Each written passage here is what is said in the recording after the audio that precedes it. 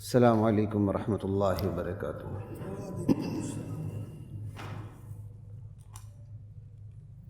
بسم اللہ والحمد للہ والصلاة والسلام علی رسول اللہ، اما بعد فاعوذ باللہ من الشیطان الرجیم، بسم اللہ الرحمن الرحیم، والذی خلق لکم ما فی الارض جمیعا۔ اللہ وہ ذات ہے جس نے تمہارے لیے وہ سب کچھ پیدا کیا ہے۔ خلق لکم، پیدا کیا ہے تمہارے لیے، تمہارے نفع کے لیے، وہ کچھ جو زمین کے اندر ہے، چاہے وہ زہری کیوں نہ ہو، چاہے وہ سانپ بچھوئی کیوں نہ ہو۔ اللہ کہتے ہیں انسان کو، پھر جنات بھی اس کے اندر شامل ہو جاتے ہیں، کہ کائنات میں جو کچھ ہے تمہارے فائدے کے لیے ہم نے پیدا کیا۔ اب یہ الگ بات ہے کہ کسی چیز کا فائدہ ہمیں معلوم نہ ہو۔ آج سائنس بہت سی چیزیں فائدے بتا رہی ہے، جنہیں ہم موذی جانور سمجھتے ہیں، وہ موذی جراثیم کو کھاتے ہیں، ان کی خوراک ہے۔ یہ ایک الگ بحث ہے، میں اس پہ نہیں پڑھنا چاہتا۔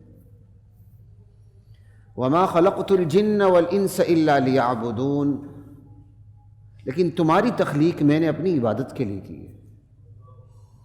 پوری دنیا تمہارے لیے پیدا کی ہے اور تمہیں اپنے لیے پیدا کیا ہے۔ ما ارید منہم من رزق، تمہیں پیدا کرنے سے میری مراد، میرا مقصد یہ ہے، یہ نہیں کہ میں تمہیں رزق کی فکر میں کھپا دوں۔ یہ غور سے سننے والی آیات ہیں۔ تمہیں پیدا کیا اپنی بندگی کے لیے، کہ تم میری بندگی کرو، عبادت کرو، اطاعت کرو، تمہارے اندر میری معرفت پیدا ہو جائے۔ تمہیں پیدا کرنے سے میرا مقصد یہ نہیں کہ میں تمہیں رزق کی فکر میں کھپا دوں۔ ما ارید منہم من رزق وما ارید ان یطعمون، اور نہیں میں نے تمہیں اس لیے پیدا کیا کہ تم مجھے کھلاؤ۔ کیوں مشرکین یہ بھی اپنا خیال رکھتے تھے کہ ہم اپنی دیوی دیوتاؤں کو کھلاتے ہیں، پلاتے ہیں۔ ان اللہ هو الرزاق، رزق دینے والا تو خود اللہ ہے، تم اللہ کو کیا کھلاؤ گے؟ ذو القوۃ المتین، جو بڑی پختہ قوت والا ہے۔ حضرات محترم، آج کی نشست اور آج کے بعد پتہ نہیں 1 2 3 4 چاہے جتنی بھی نشستیں ہوں، وہ اسلام کے تصور معیشت کے حوالے سے ہوں گی انشاءاللہ العزیز۔ بڑے عرصے سے مجھے ایک تمنا تھی کہ میں اسلام کی معیشت کی جو پلرز ہیں، بنیادیں ہیں، اور جو بنیادی تصورات ہیں، ان پہ میں آپ کے سامنے بات کر سکوں۔ وہ یہ نہیں کہ کوئی ایم اے کی کتاب اسلامی معاشیات لکھ دی تو سارا عدل و احسان اس کے اندر داخل کر دیا، ویسی عمومی باتیں کی۔ ایسی عمومی باتیں نہیں ہوتی بھائی، کچھ بیسک کانسیپٹس ہوتے ہیں جس پہ پوری عمارت کھڑی ہوتی ہے۔ تھوڑی بہت تیاری تو میں نے پہلے سے کر رکھی تھی، موقع نہیں مل رہا تھا، بلکہ گزشتہ جمعے بھی میری کوشش تھی کہ میں اس پہ بیان کروں، میں نہیں کر سکا۔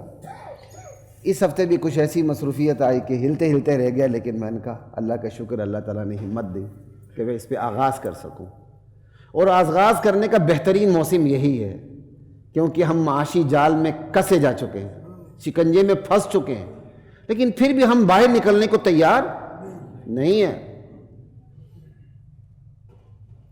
جس جانور کو آپ پوری زندگی پنجرے میں رکھ کر خوراک دیں تو پنجرے کا دروازہ کھول دیں گے تو وہ باہر نہیں آئے گا، واپس اندر ہی جائے گا۔ آپ گھر میں طوطے پالتے ہیں، چھوٹے چھوٹے جو طوطے ہوتے ہیں، ان کو گھر کے باہر آپ نکال دیں، وہ مر جائیں گے۔ اسی محدود دنیا میں خوش ہیں، کیونکہ آپ نے ان کی نسلوں کو اس میں پال لیا۔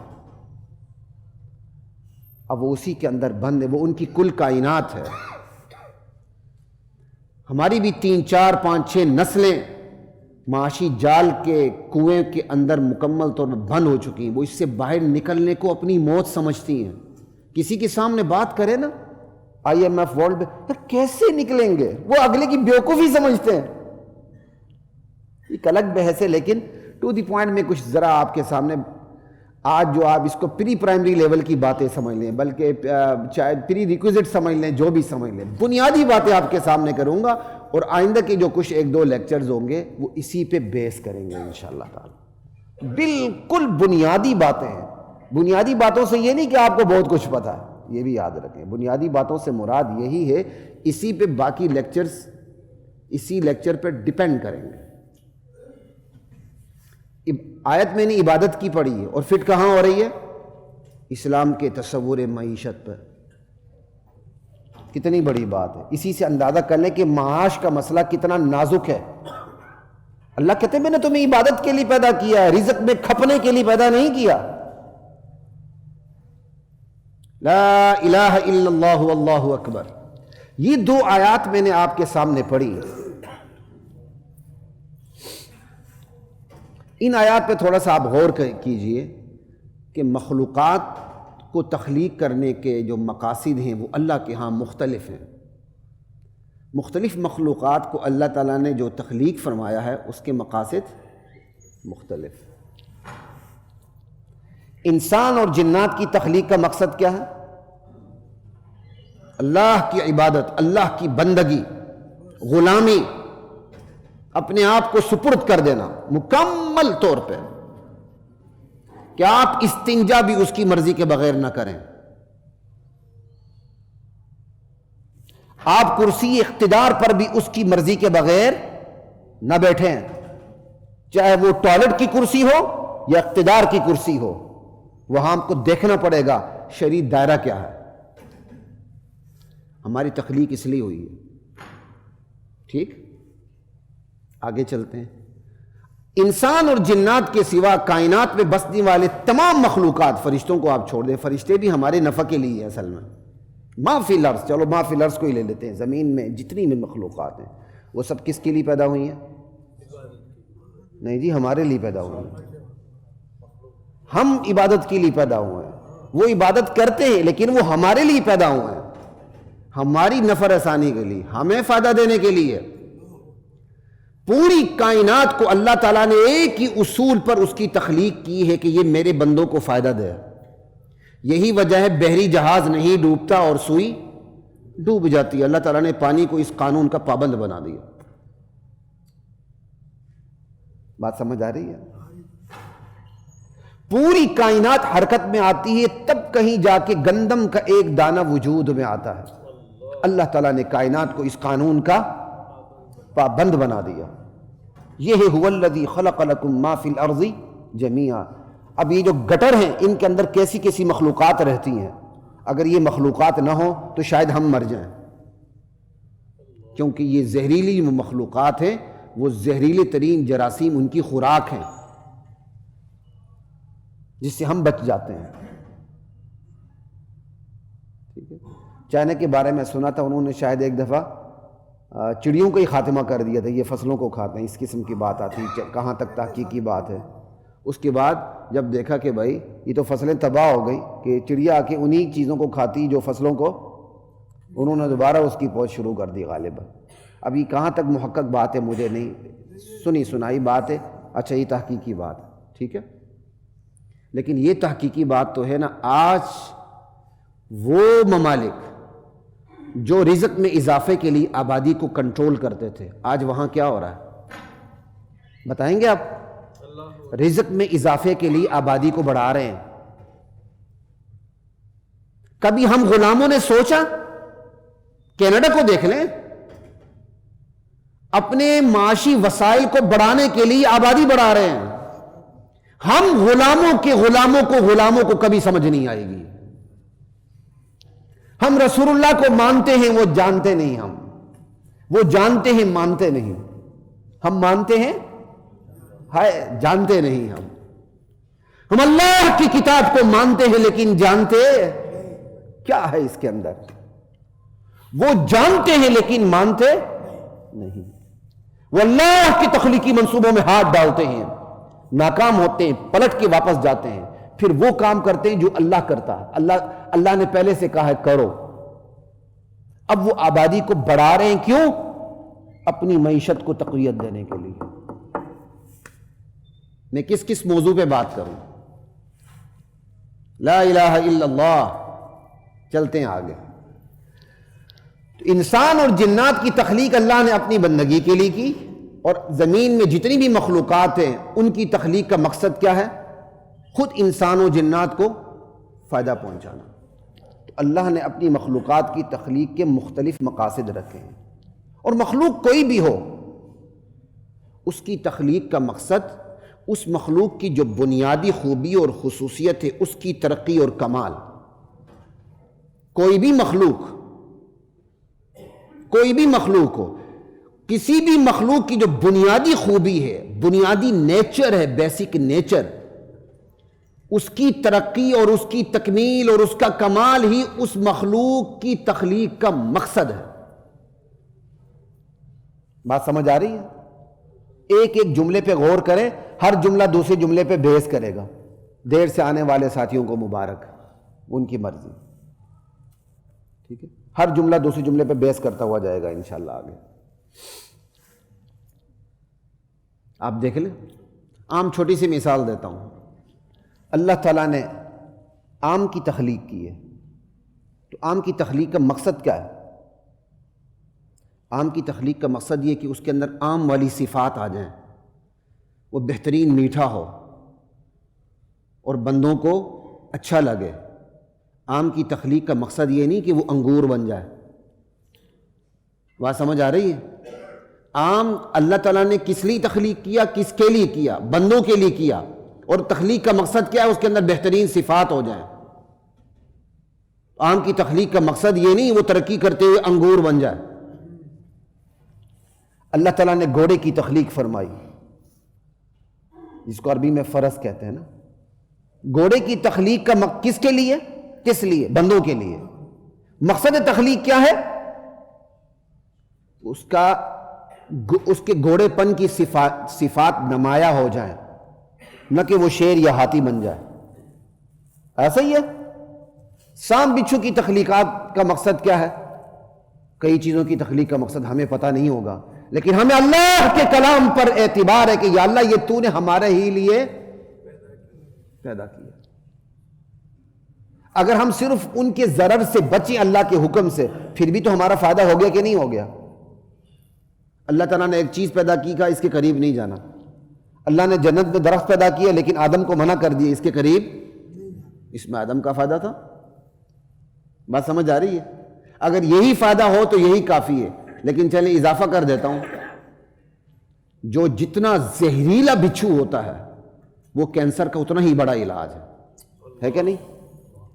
آج اس وقت بچھو بہت حد سے زیادہ مہنگا ہے. بچھو کی خاص نسلیں دنیا میں پالی جا رہی ہیں کیونکہ وہ کینسر کے جو جراثیم ہیں اس کو ختم کرتے ہیں. تو سانپ بچھو کی تخلیق کے اپنے مقاصد ہیں. اللہ نے بندے کی تخلیق فرمائی، تو بندے کی تخلیق کا مقصد کیا ہے؟ اس کے اندر بندگی آ جائے، بندگی کا کمال آ جائے. آم کی تخلیق کا مقصد یہ کہ آم کے ہونے میں کمال آ جائے. گھوڑے کی تخلیق کا مقصد گھوڑا ہونے میں کمال آ جائے تاکہ انسان کو فائدہ دے. تو بندے کی تخلیق کا مقصد یہ کہ اس کی بندگی میں کمال آ جائے، اس کی عبودیت میں کمال آ جائے. یہ بندے کی تخلیق کا مقصد ہے جو اللہ نے مقرر کیا. ٹھیک ہے؟ تو ایک تو مخلوقات کی تخلیق کے مقاصد اللہ کے ہاں مختلف ہیں. پھر اگلی بات، انہی مقاصد کی بنیاد پر مخلوق کی برتری کا فیصلہ فرماتے ہیں اللہ تعالیٰ کہ ایک مخلوق کو دوسرے مخلوق سے افضل قرار دیتے ہیں.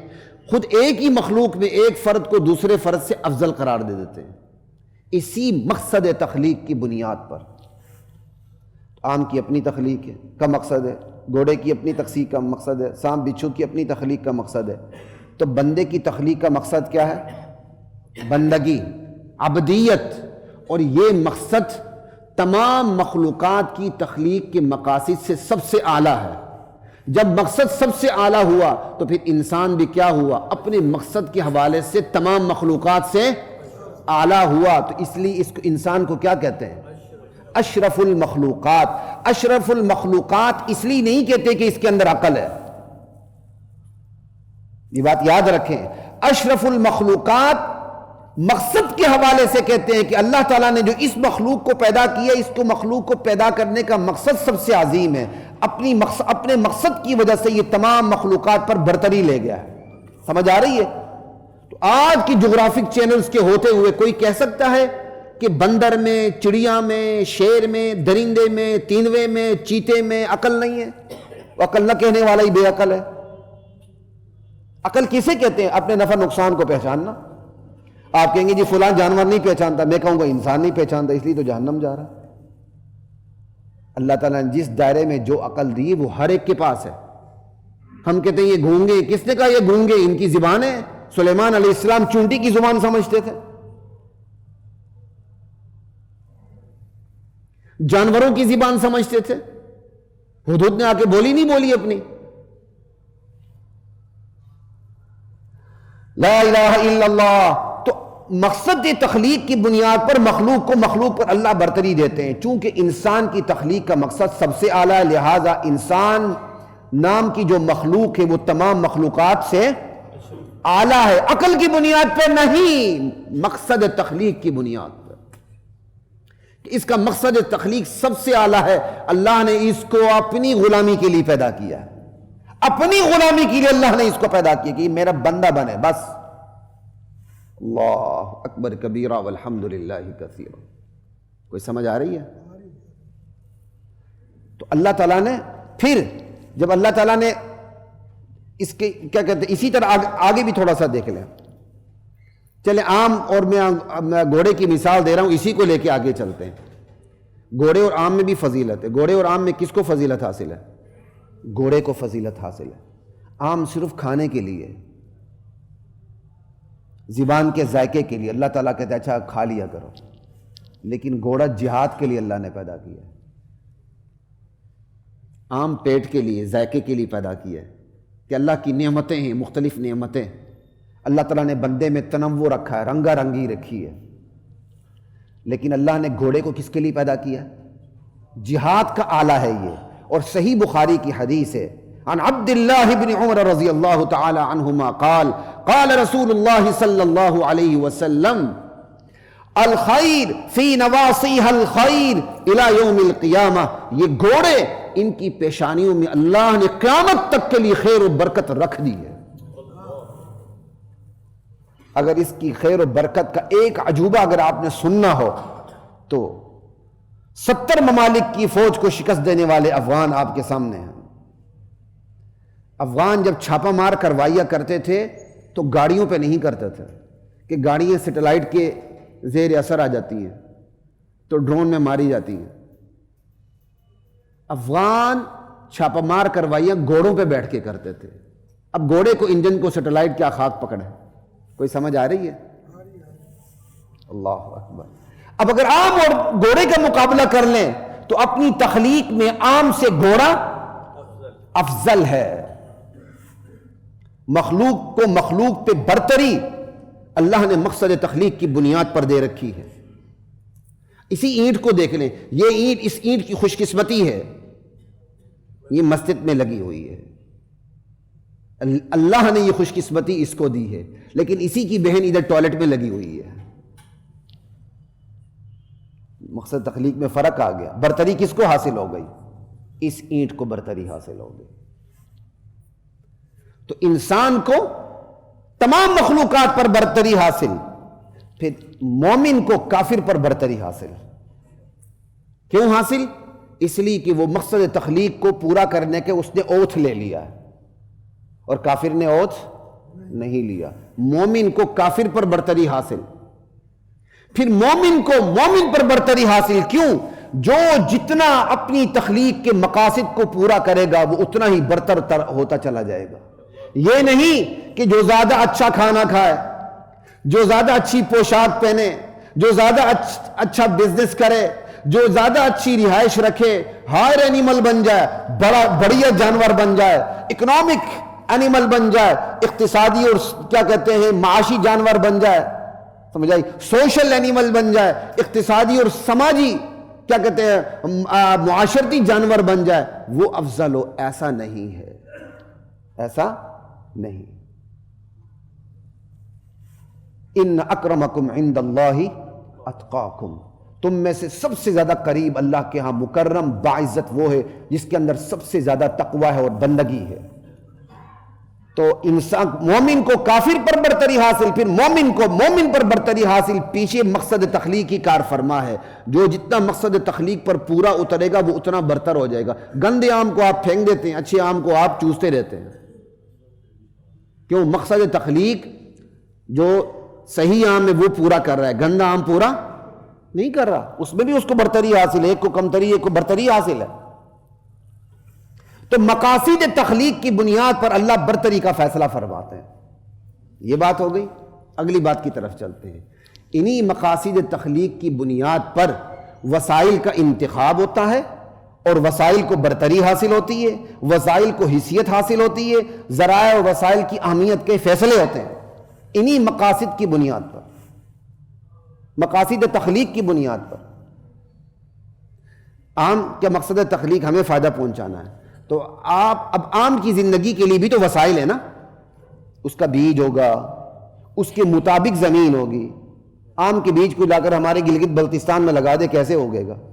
نہیں ہوگے، کوششیں ہوئی کامیاب نہیں ہیں، کیونکہ وہ زمین زرخیزی کے باوجود فضا اس کے لیے موزوں نہیں ہے۔ اب عام کی جو تخلیق ہے اس کی زندگی کے لیے بھی تو وسائل ہیں، پانی، ہوا، عناصر اربعہ، یہ سارا کچھ جو اس کے مطابق ہے۔ میں اس کی تفصیل میں نہیں جاؤں گا، وقت کا میں صرف اشارہ کر رہا ہوں۔ اسی طرح گھوڑا ہے، اس کی تخلیق، اس کی زندگی، اس کی بھی تو وسائل ہیں، ٹھیک ہے۔ شیر، اب شیر کو آپ چارہ کھلانے تو نہیں بیٹھیں گے نا، شاید گھوڑا پھر بھی کچھ چارہ کھا لے اپنے اصل دانہ چھوڑ کے، لیکن شیر تو نہیں آئے گا اس طرف، وہ تو مر جائے گا۔ اس طرح مچھلیوں کو دیکھ لیں، تو اللہ تعالیٰ نے جو مقصد تخلیق کی بنیاد پر وسائل کا انتخاب ہوتا ہے، وسائل کی نوعیت، حیثیت، اہمیت کے فیصلے ہوتے ہیں۔ اسی طرح سانپ بچھو کو دیکھ لیں، پھول بوٹے، بلبل کو دیکھ لیں۔ بلبل باغ میں زندہ رہتی ہے، صدا نہ باغ بلبل بولے، صدا نہ باغ بہارا۔ کچھ پنجابی کے اشعار مجھے بڑے اچھے لگتے ہیں، کمال کے ہیں، بڑے کمال کے۔ لا الہ الا اللہ۔ بلبل باغ میں زندہ رہتی ہے اور کیڑا گندگی میں زندہ رہتا ہے، اس کے لیے تو فوڈ سٹریٹ ہے وہ گندگی۔ اسی کیڑے کو اٹھا کے بلبل لے گئی، آج میں تیری دعوت کرتی ہوں، باغ میں لے گئی، بلبل اور کیڑے کی دوستی ہو گئی، وہ بلبل کیڑے کو پنجوں میں اٹھا کے سیدھے باغ میں لے گئی۔ بلبل کیڑا تنگ آ گیا کہ کہاں تو مجھے لے آئی ہے، نہ میری خوراک، نہ میری فضا، نہ میری آب و ہوا۔ بلبل تنگ آ گئی، اٹھا کے اس کو دوبارہ فوڈ سٹریٹ میں چھوڑ آئی۔ لا الہ الا اللہ۔ تو ہر مقصد جو تخلیق کے مقصد کے مطابق وسائل ہیں، ٹھیک ہے۔ تو اللہ تعالیٰ نے جتنی بھی مخلوقات پیدا کی ہیں، اللہ تعالیٰ نے اس کو زندہ رکھنے کے لیے، اس کی تخلیق کے مقاصد کو پورا کرنے کے لیے اس کے لیے وسائل رکھے ہیں۔ تو تخلیق کا مقصد جیسا ہوگا، وسائل کا رتبہ بھی اتنا ہی ہوگا، اس سے زیادہ نہیں ہوگا، لیول وہی ہوگا، سطح وہی ہوگی، حیثیت وہی ہوگی۔ اب آتے ہیں بندے کی تخلیق کے وسائل کی طرف۔ اللہ تعالیٰ نے بندے کی تخلیق کا فیصلہ فرمایا، اور تخلیق کا مقصد اپنی عبادت ہے۔ اللہ تعالیٰ نے تمام مخلوقات کو اس کے لیے وسیلہ بنا دیا، یعنی خود وہ تمام مخلوقات جو اپنے لیے وسائل رکھتی ہیں، سانپ، آم، بچھو، گیدڑ، شیر، چیتے، جتنی بھی ہیں، وہ اپنے زندہ رہنے کے لیے وسائل رکھتے ہیں۔ لیکن جو مخلوقات زندہ رہنے کے لیے وسائل رکھتے ہیں، وہ تمام مخلوقات خود انسان کے لیے وسائل ہیں۔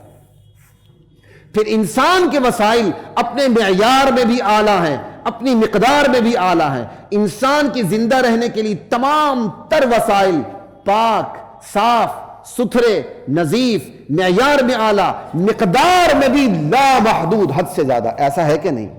وہ خود کوئی گندگی میں پڑے تو الگ بات ہے، اللہ تعالیٰ نے اس کے لیے وہ نہیں رکھے، وہ تو امتحان کے لیے رکھے ہیں گندگی اس کی۔ تو اللہ تعالیٰ نے انسان کی مقصد تخلیق کو سامنے رکھتے ہوئے اس کے لیے جو وسائل فراہم کی وہ بھی لامحدود کیے۔ ان وسائل کو بھی دیگر مخلوقات کے زندہ رہنے کے لیے جو وسائل ہیں ان پر برتری عطا فرمائی، معیار میں بھی اور مقدار میں بھی، کوالٹی میں بھی اور کوانٹٹی میں بھی۔ لیکن اللہ تعالیٰ نے ان لامحدود وسائل میں جائز ناجائز کی تقسیم فرما دی، حلال حرام کی تقسیم فرما دی. سمجھا؟ کیوں؟ کہ یہ تمام تر وسائل تخلیق کے مقصد کے زیر اثر ہیں اور تابع ہیں. تو جو وسائل انسان کی تخلیق کے مقصد سے متصادم ہوں گے ان وسائل کو انسان سے روک دیا جائے گا، اور جو وسائل انسان کی تخلیق سے متصادم نہ بھی ہوں لیکن وہ آڑے آ رہے ہوں تو ان کو بھی روک دیا جائے گا. رزق زندگی گزارنے کا ایک ناگزیر ذریعہ ہے، رزق کے بغیر بندہ زندہ نہیں رہتا. لیکن وہ رزق جو حرام ہے، انسان کی تخلیق کا جو مقصد بندگی ہے اللہ کی مان کے چلنا، اس سے وہ متصادم ہو رہا ہے، کیونکہ اللہ نے حرام سے روکا ہے. ادھر حرام رزق ہے، اب اس حرام رزق کو مقصد تخلیق کی وجہ سے انسان سے روک دیا جائے گا. کوئی سمجھ آ رہی بھائی بات کی؟ جو بعد میں آ رہے شاید ان کو ریاضی لگے یا کیمسٹری لگے، میں کچھ نہیں کہہ سکتا، ٹھیک ہے.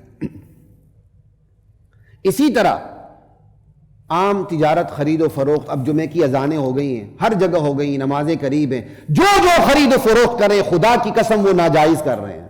چاہے وہ حلال فروخت کریں، چاہے وہ دودھ فروخت کر رہے ہیں، وہ ناجائز کام کر رہے ہیں اس وقت. کیوں؟ یہ مقصد تخلیق سے متصادم ہے. اپنی ذات میں دودھ حلال ہے، ملک شیک حلال ہے، جوس حلال ہے، جوتے خریدنا جائز ہے، پورے مار روڈ کی دکانیں کھولی ہوئی ہیں. دودھ جوتے کی جگہ پر ہے اور جوتے دودھ کی جگہ پر ہیں. لیکن اس وقت اللہ کی عبادت جمعے کے آڑے آ رہی ہیں، اس لیے ان سے روک دیا گیا. بات سمجھ آ رہی بات کی؟ تو وہ وسائل جو مقصد تخلیق سے متصادم ہو ان سے روک دیا جاتا ہے حرام. وہ وسائل جو مقصد تخصیص سے متصادم نہ ہو، حرام نہ ہو، آڑے آئیں، ان سے بھی روک دیا جاتا. اور یہ تقسیم اللہ تعالیٰ نے صرف انسان کے لیے رکھی، جنات کے لیے رکھی. یہ لیگل اوبلیگیشن انسان اور جنات کے لیے. اللہ تعالیٰ نے یہ دندہ جانوروں کے لیے نہیں رکھا، اور نہ ہی اللہ تعالیٰ نے فرشتوں کے لیے رکھا ہے. اللہ تعالیٰ نے پیٹ کا دندہ جانوروں کے لیے رکھا، حلال حرام کی تمیز نہیں رکھی. حلال حرام کی تمیز، کیونکہ ان کی تخلیق کا مقصد یہ ہے ہی نہیں ہے. چونکہ ان کی تخلیق کے مقصد سے یہ چیز ٹکراتی ہی نہیں اور نہیں ان کا امتحان مقصود ہے، لہذا پیٹ کا دندہ تو رکھا لیکن حلال حرام کی تمیز نہیں رکھی. اور اللہ تعالیٰ نے فرشتوں کے لیے پیٹ کا دندہ ہی نہیں رکھا. تو حلال و حرام کی تقسیم کا ہے کہ ہوگی. کوئی بات سمجھ آ رہی ہے؟ یہ آئندہ لیکچرز کے لیے بیس ہے سارا کچھ، یہ بنیاد ہے. اب آتے ہیں جی وَمَا خَلَقْتُ الْجِنَّ وَالْإِنسَ إِلَّا لِيَعْبُدُونِ، جس پہ شروع سے بات چلی آ رہی ہے. تو یہ پوری زندگی کا احاطہ کرتی، لیکن ہم بات معیشت پہ کر رہے ہیں. ہم بات، یہ بھی تو لیعبدون ہی کا پہلو ہے، ٹھیک ہے. تو اب عبد کی عبدیت کا، بندے کی بندگی کا تقاضا یہ ہے کہ وہ اللہ کی دی ہوئی معاشی آزادی کو قبول کرے اور اللہ کی عائد کردہ معاشی پابندیوں کو قبول کرے. اللہ نے اس کو معاشی آزادی بھی دی ہے اور معاشی پابندیاں بھی عائد کی ہیں.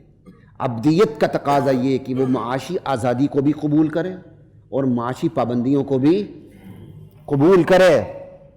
معاشی خوشحالی نہ ہماری قدرت میں ہے، نہ ہماری ذمہ داری ہے، نہ ہماری کامیابی کا انحصار معاشی خوشحالی پر ہے. وہ تو ان ربک یبسط الرزق لمن یشاء ویقدر، تیرا پروردگار ہے جس کے لیے چاہتا ہے معیشت میں فراخی پیدا کر دیتا ہے، خوشحالی پیدا کر دیتا ہے، جس کے لیے چاہتا ہے معیشت کو تنگ کر دیتا ہے. اللہ کی حکمت کا تقاضا کسی کے لیے تنگ کرتا ہے اور کسی کے لیے کھلا ہاتھ رکھ دیتا ہے. یہ تنگ کرنا بھی امتحان، یہ کھلا ہاتھ رکھنا بھی امتحان. کئیوں کا ایمان ہی تنگی کی وجہ سے قائم ہے کہ وہ بس ہینڈ ٹو ماؤتھ ہوتے ہیں، قوت لا یموت ہوتے ہیں، تو ان کا ایمان کا بھرم قائم رہتا ہے. اگر ایسے لوگوں کو اللہ تعالیٰ دولت کی فراوانی کر دے تو وہ کافر ہو جائیں. اور بہت سے لوگوں کو اللہ تعالیٰ خوشحالی میں رکھتے ہیں کہ بہت سے لوگ ایسے ہیں کہ اللہ تعالیٰ ان سے خوشحالی کی نعمت چھین لے تو وہ کافر ہو جائیں. یہ اللہ کے اپنے فیصلے ہیں، لیکن کامیابی کا انحصار معیشت کی تنگی اور فراخی پر نہیں ہے. بندے کی بندگی پر ہے کامیابی کا انحصار، جس پہ تنگی بھی ہے اور فراخی بھی ہے. وَمَا خَلَقْتُ الْجِنَّ وَالْإِنسَ إِلَّا لِيَعْبُدُونَ، میں نے انسان اور جنات کو صرف اور صرف اس لیے پیدا کیا کہ وہ میری بندگی میں لگے رہیں. یہ نفی اور استثناء، یہ اس کو کہتے ہیں انحصاری تعبیر. دو مفہوم پیدا ہوتے ہیں. میں نے انسان کو صرف اور صرف اور صرف اس لیے پیدا کیا کہ میری بندگی کریں. تخلیق انسان کا کوئی اور مقصد ہے ہی نہیں اس کے علاوہ. یہاں تک کہ امام الانبیاء کی تخلیق کا مقصد بھی اللہ کی بندگی ہے. کسی ذات کے لیے اللہ تعالیٰ نے یہ کائنات پیدا نہیں کی، وہ ذات بھی اللہ تعالیٰ نے اپنی بندگی کے لیے پیدا کی ہے. اس لیے ہم سیدھی سادی بات کرتے ہیں، میٹھی میٹھی باتیں کر کے لوگوں کو خوش کرنا ہمیں نہیں آتا.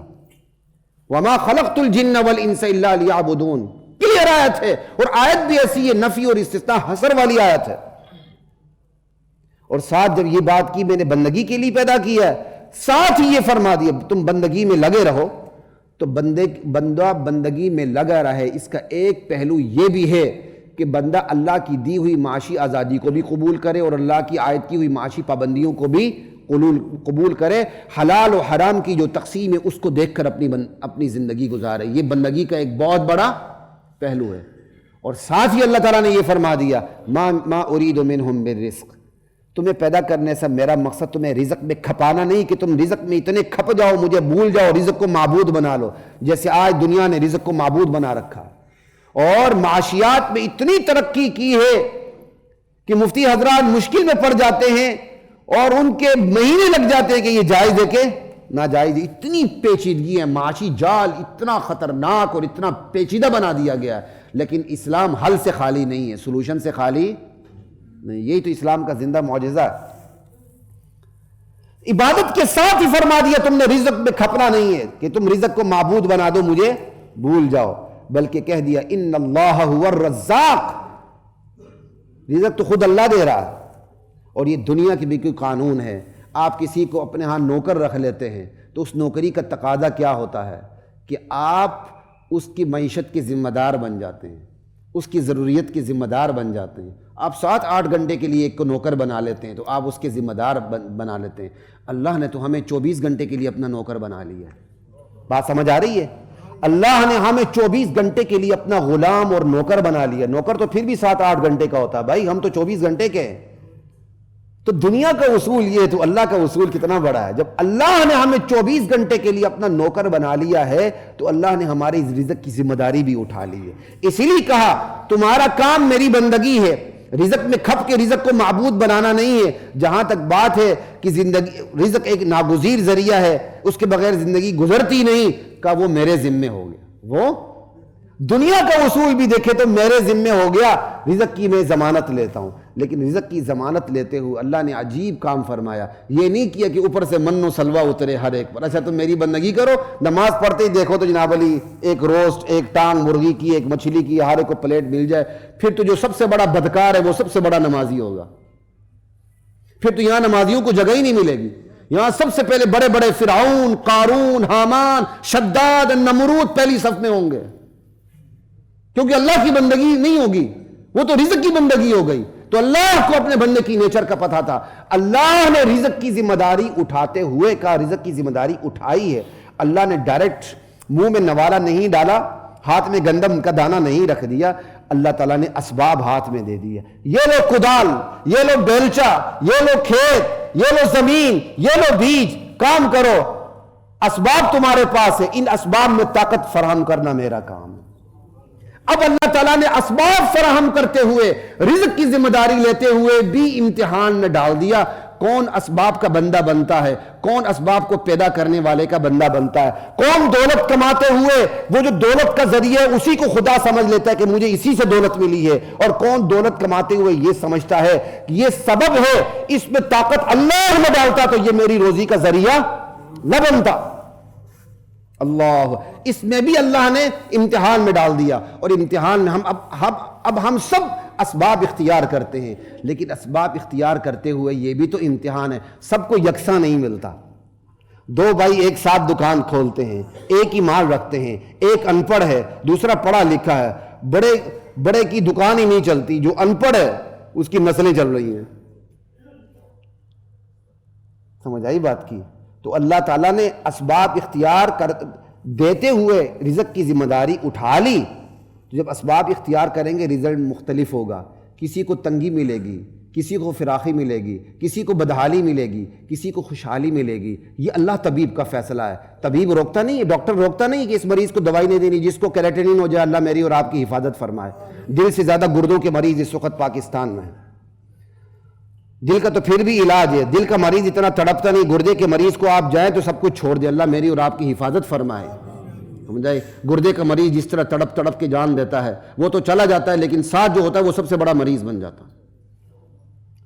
اور کریٹنین کے مریض کو پانی سے روک دیا جاتا ہے. اب وہ پانی پینا چاہتا ہے، نہیں روکتا، تو آپ ڈاکٹر کو گالی دیں گے، ڈاکٹر کو برا بلا کہیں گے، ڈاکٹر کو اعتراض کریں گے کہ اس نے پانی سے روک دیا، بلکہ آپ ڈاکٹر کی تعریف کریں گے. اللہ طبیب کی مرضی. اللہ اپنے بندے کو بھوکا رکھے، خوشحال رکھے، بدحال رکھے، ہینڈ ٹو موت رکھے، زیادہ دے کم دے، یہ اللہ طبیب کی مرضی، یہ اللہ طبیب کی مرضی ہے. یہ ہے اسلام کا تصور معیشت جس پر آئندہ بات ہوتی رہے گی. یہ سارا پری پرائمری لیکچر تھا، پری ریکوزٹ سمجھ لیں، پری پرائمری سمجھ لیں، اسی پہ آئندہ 2-3 لیکچرز بیس کریں گے. اب یہ ہے اسلام کا تصور معیشت جس میں حلال و حرام کی تقسیم ہے، بندگی کا ایک اعلیٰ ترین معیار ہے.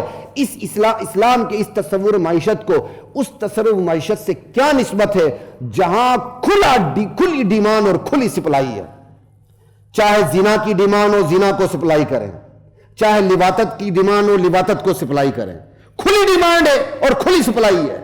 کیپٹلزم اشارہ کر رہا ہوں، اللہ نے موقع دیا اسی ممبر سے کیپٹلزم پہ بھی بات ہوگی، سوشلزم پہ بھی بات ہوگی، کمیونزم پہ بھی بات ہوگی. بہت سے ازم تو اب دفن ہو چکے ہیں، ان کا تکفین ہو چکی ہے، لیکن پھر بھی ان کے بہت سے نمائندے ہمارے معاشرے میں زندہ ہیں، لیکن اس پہ بات ضرور ہوگی. تو اس اسلام کی اس معیشت کو اس معیشت سے کیا نسبت جہاں حلال و حرام کی تقسیم نہیں، جو ڈیمانڈ وہ سپلائی. یہی وجہ ہے کہ امریکہ میں ڈاکٹر اتنا نہیں کماتا جتنی ایک ماڈل بوائے یا ماڈل گرل کماتی ہے. جو ڈیمانڈ وہ سپلائی. اور اسلام کی اس معیشت کو اس معیشت سے کیا نسبت ہے جہاں نہ ڈیمانڈ ہے نہ سپلائی ہے. اشتراکیت، سوشلزم، کمیونزم، سب کچھ ریاست کے ہاتھ میں، بندہ غلام. بندے کو جانور کی طرح لائن میں لگا دیا جاتا ہے، بس تو دو توس کا، پکی پکائی روٹی کھا، تیری اپنی کوئی ملکیت نہیں. ڈیمانڈ اور سپلائی کو ختم کرنے کے لیے آئی، اسے سرے سے ڈیمانڈ سپلائی کو ختم کرنے کی کوشش کی.